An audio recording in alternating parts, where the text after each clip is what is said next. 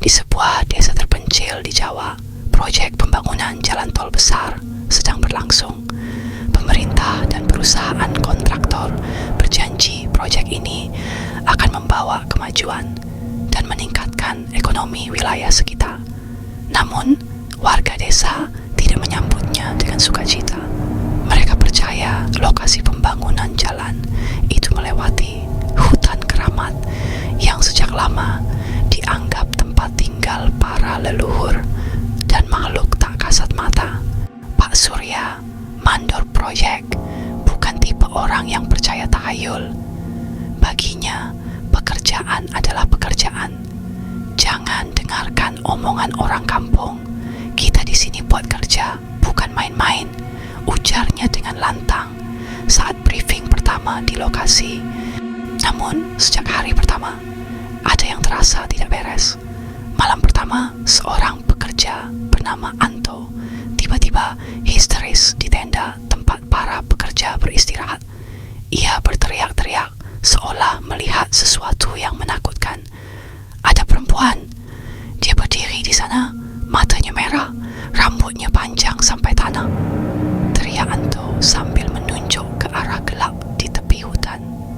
Pekerja lain berusaha menenangkan Anto, tapi pria itu terus meronta-ronta hingga akhirnya pingsan. Keesokan paginya, Anto memutuskan pulang dan tidak pernah kembali. Seminggu kemudian, alat berat yang digunakan untuk merasakan tanah tiba-tiba rusak tanpa sebab yang jelas. Mesin ekskavator berhenti bekerja, padahal baru saja diservis. Operator alat, Rudy, bersikeras dia mendengar suara seperti tawa kecil anak-anak di sekitar alat berat sebelum mesin mati. Saya lihat bayangan kecil lari ke hutan, katanya dengan gemetar. Pak Surya hanya menganggapnya alasan pekerja yang malas. Kalian terlalu banyak dengar cerita horor. Lanjutkan kerja atau saya cari orang lain, bentaknya. Namun, malam itu, ketika Pak Surya sedang memeriksa lokasi sendirian, dia merasa ada yang memperhatikannya. Suasana hutan terasa sunyi. Tidak ada suara jangkrik atau burung. Tiba-tiba, dari kejauhan, terdengar suara langkah kaki pelan, seperti seseorang berjalan di atas dedaunan kering. Siapa di sana? Tanya Pak Surya sambil menyorotkan senter ke arah suara. Tidak ada siapa-siapa, tapi langkah kaki itu semakin dekat. Jantungnya berdegup kencang. Ia merasa lehernya dingin, seolah ada yang meniupkan udara dingin di belakangnya. Saat dia berbalik, tidak ada apa-apa, hanya kegelapan. Hari demi hari, kejadian aneh semakin sering terjadi. Salah satu pekerja ditemukan meninggal setelah tertimpa batang pohon besar yang tiba-tiba tumbang, padahal tidak ada angin kencang. Pohon itu seperti sengaja menimpa pekerja tersebut. Setelah kejadian itu, beberapa pekerja mengundurkan diri karena takut. Mereka bilang proyek ini telah mengganggu penghuni lama hutan itu. Desa pun semakin gaduh. Warga desa mendesak proyek dihentikan.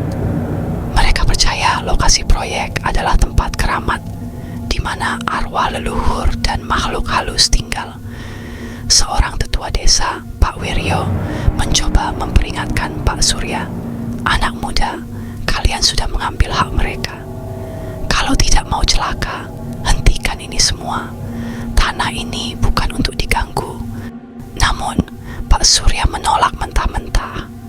Baginya, ini adalah proyek nasional dan ia tidak akan membiarkan hal-hal mistis menghalanginya.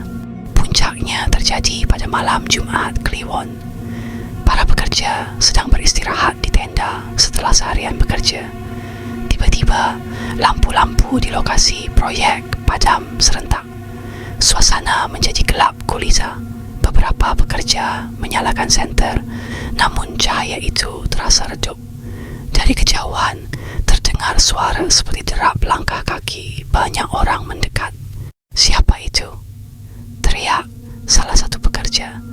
Tidak ada jawaban, hanya langkah-langkah yang semakin